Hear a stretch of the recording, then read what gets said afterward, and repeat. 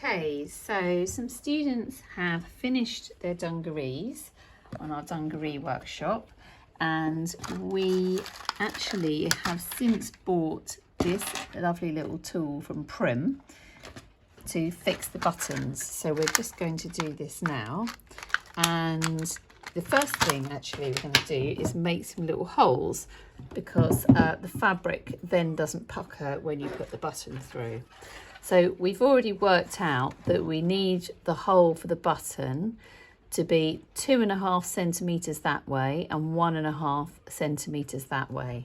So I've just got a bit of wet tissue there, so I'm just going to put my chalk pencil in that just to make it show a bit better. And this tape measures 1.5 centimetres wide. So, and I'm actually not going to start on the 0 because they're usually not very accurate where these are. So I'm actually going to start on 10 and just mark at 12.5. And as the tape measures 1.5 centimetres wide, I can just put the top of the tape measure just there. So that's 2.5. It's going to make a little dot.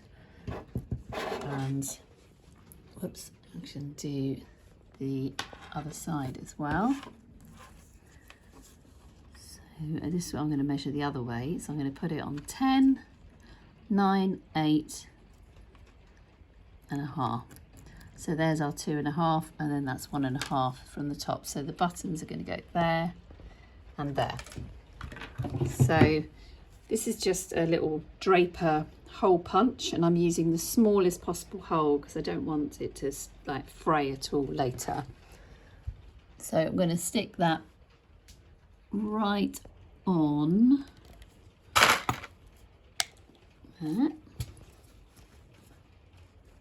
Let's punch a little hole, and right on that one. Okay, I think we've got some buttons open, so just get those. So these little Prym jeans buttons, you get the top of the button and then there's a little pin at the back. So I'm just going to pop the pin through the hole like that. And then these pliers, we're actually using them with the plastic pieces that come with the sets of buttons. They do come with all sorts of other attachments, but none of them were quite the right size for our buttons. So it's all Prym, so I guess they just provide them with these. So we pop the back into there. That actually goes in really snugly. And then the front goes in there. Now I'm just going to double check it's all together, but it does hold together really well, making sure that the pin goes into the centre of the button and squeeze.